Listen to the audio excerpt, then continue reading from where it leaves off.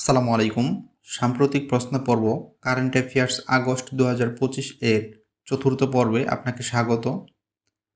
1 নম্বর প্রশ্ন, সম্প্রতি মিশরের হাজার বছরের প্রাচীন নগরের ধ্বংসাবশেষ পাওয়া যায় কোথায়? সম্প্রতি মিশরের হাজার বছরের প্রাচীন নগরের ধ্বংসাবশেষ পাওয়া যায় আলেকজান্দ্রিয়া উপকূলে। আলেকজান্দ্রিয়া বন্দরনগরী মিশরে অবস্থিত। মিশরের প্রধান সমুদ্র বন্দর আলেকজান্দ্রিয়া ভূমধ্যসাগরের তীরে অবস্থিত। 2 নম্বর প্রশ্ন, রোহিঙ্গা গণহত্যা দিবস পালিত হয় কবে?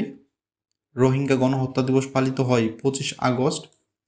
আপনাকে আরও মনে রাখতে হবে, মিয়ানমারে রোহিঙ্গারা তাদের নাগরিকত্ব হারায় 1982 সালে। রোহিঙ্গা শরণার্থীগণ মিয়ানমারের নর্থ রাখাইন স্টেট অঞ্চলের অধিবাসী। আন্তর্জাতিক আদালতে মিয়ানমার কর্তৃক রোহিঙ্গা গণহত্যার অভিযোগে মামলা করে গাম্বিয়া। রোহিঙ্গা ইস্যুতে মালয়েশিয়ার আন্তর্জাতিক গণ আদালতের রায়ে মিয়ানমারকে দোষী সাব্যস্ত করা হয়। 3 নম্বর প্রশ্ন, বাংলাদেশ সবচেয়ে বেশি সুতা আমদানি করে কোন দেশ থেকে?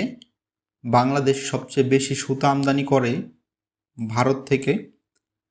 4 নম্বর প্রশ্ন, শহীদ সুলাইমানি স্যাটেলাইট নক্ষত্রমালা নির্মাণ করেছে কোন দেশ? শহীদ সুলাইমানি স্যাটেলাইট নক্ষত্রমালা নির্মাণ করেছে ইরান।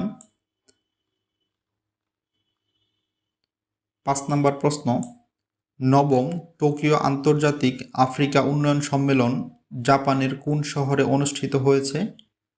নবম টোকিও আন্তর্জাতিক আফ্রিকা উন্নয়ন সম্মেলন জাপানের ইয়োকোহামা শহরে অনুষ্ঠিত হয়েছে।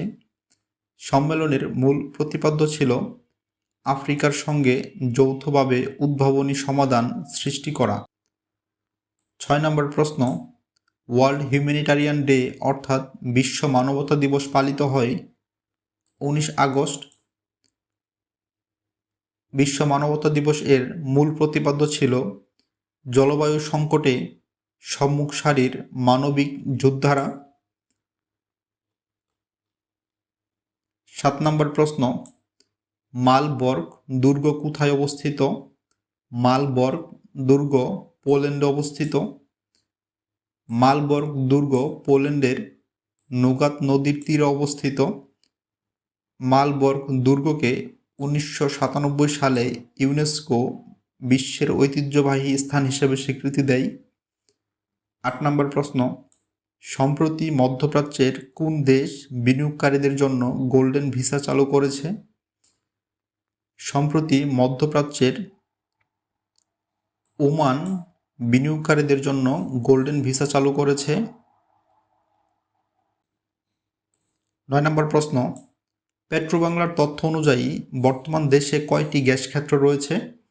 পেট্রোবাংলার তথ্য অনুযায়ী বর্তমান দেশে 29টি গ্যাস ক্ষেত্র রয়েছে। আপনাকে আরও জানতে হবে, প্রথম গ্যাস উত্তোলন শুরু হয় 1957 সালে এবং সর্বশেষ আবিষ্কৃত গ্যাস ক্ষেত্রটি হল ইলিশা 1, যা ভোলাই অবস্থিত। 10 নম্বর প্রশ্ন, কোন আন্তর্জাতিক চলচ্চিত্র উৎসবে জুলাই মেমোরিয়াল প্রাইজ প্রবর্তন করা হয়? বুসান আন্তর্জাতিক চলচ্চিত্র উৎসবে জুলাই মেমোরিয়াল প্রাইজ প্রবর্তন করা হয়। 11 নম্বর প্রশ্ন, সম্প্রতি রোহিঙ্গা বিষয়ক আন্তর্জাতিক সম্মেলন কোথায় অনুষ্ঠিত হয়? সম্প্রতি রোহিঙ্গা বিষয়ক আন্তর্জাতিক সম্মেলন কক্সবাজারে অনুষ্ঠিত হয়। 12 নম্বর প্রশ্ন, দেশে বর্তমানে পরিবেশ বান্ধব পোশাক কারখানা কতটি? দেশে বর্তমানে পরিবেশ বান্ধব পোশাক কারখানা 263টি। 13 নম্বর প্রশ্ন, সম্প্রতি ইকতেদার 1404 নামক সামরিক মহড়া চালিয়েছে কোন দেশ? সম্প্রতি ইকতেদার 1404 নামক সামরিক মহড়া চালিয়েছে ইরান। 14 নম্বর প্রশ্ন, রোহিঙ্গা সংকট সমাধানে প্রধান উপদেষ্টা কতটি প্রস্তাব উল্লেখ করেছেন? রোহিঙ্গা সংকট সমাধানে প্রধান উপদেষ্টা 7টি প্রস্তাব উল্লেখ করেছেন। 15 নম্বর প্রশ্ন, রাশিয়া ও ইউক্রেন যুদ্ধ শুরু হয় কত সালে? রাশিয়া ও ইউক্রেন যুদ্ধ শুরু হয় 24 ফেব্রুয়ারি 2022 সালে।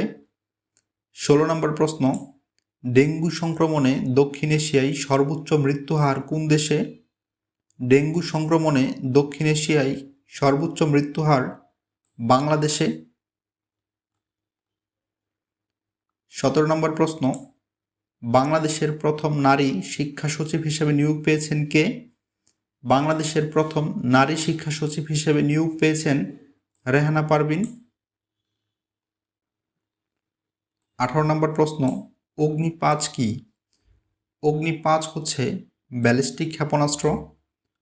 19 নম্বর প্রশ্ন, রাশিয়ার তেলের দ্বিতীয় বৃহত্তম ক্রেতা দেশ কোনটি? রাশিয়ার তেলের দ্বিতীয় বৃহত্তম ক্রেতা দেশ ভারত। প্রথম ক্রেতা দেশ হিসেবে আছে চীন।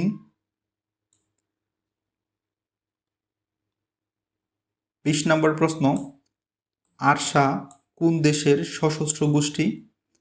আরসা মিয়ানমারের সশস্ত্র গোষ্ঠী। সবশেষে থাকছে আপনাদের জন্য কুইজ। আজকের কুইজ প্রশ্নটি হলো, সম্প্রতি বাংলাদেশি রোগীদের জন্য চীনের চালু করা ভিসা সুবিধার নাম কি? প্রশ্নের সঠিক উত্তরটি কী হবে কমেন্টে লিখুন। ভিডিওটি যদি আপনার জন্য হেল্পফুল হয়ে থাকে তাহলে ভিডিওটিতে লাইক করে আপনার মতো যারা চাকরির প্রস্তুতি নিচ্ছে তাদেরকে শেয়ার করুন এবং চাকরির প্রস্তুতির যে কোনো ভিডিও সবার আগে পেতে চ্যানেলটি সাবস্ক্রাইব করুন।